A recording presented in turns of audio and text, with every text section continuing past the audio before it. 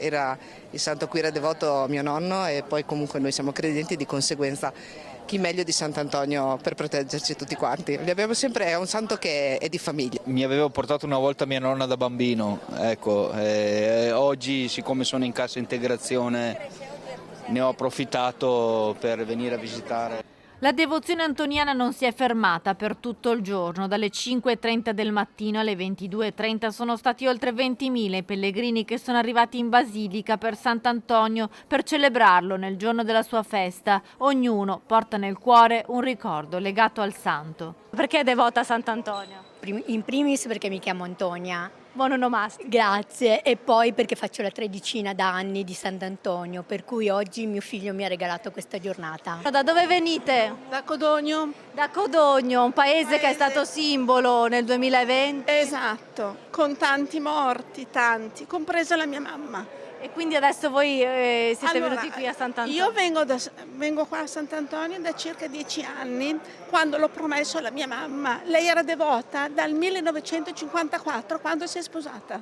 Grazie, quindi ha mantenuto questa tradizione in ricordo della sua Ogni mamma. promessa si mantiene. Sant'Antonio è uno di famiglia. È uno proprio di famiglia, specialmente che ho il mio fratello sacerdote che è qui.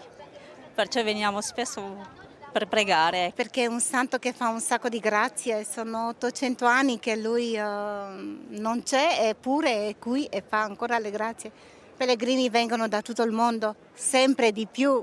Lei è la prima volta che viene qui per Sant'Antonio o No, viene? no, vengo, sì. Lì mi sono sposata. I pellegrini sono arrivati da tutto il mondo. Da dove viene, signora? Io brasiliana, Brasil. Brasiliana, lei è devota di Sant'Antonio. Tantissimo, credo a lui come credo a Dio. Ogni anno noi veniamo, molto interessante anche le preghiere nostre, noi ricordiamo sempre il Sant'Antonio, anche le nostre consorelle, le nostre preghiere mandiamo al nostro paese. Io sono della Bolivia, è venuto qui al santuario a visitare a Sant'Antonio de Padova per fortalecere la nostra fede. Storie di fede, di un legame con il santo che dura nel tempo e che il più delle volte nasce quando si è bambini. La piccola Noemi, 8 mesi, che vedete la sua mamma vestito da Sant'Antonio. Sì. Siete molto devoti?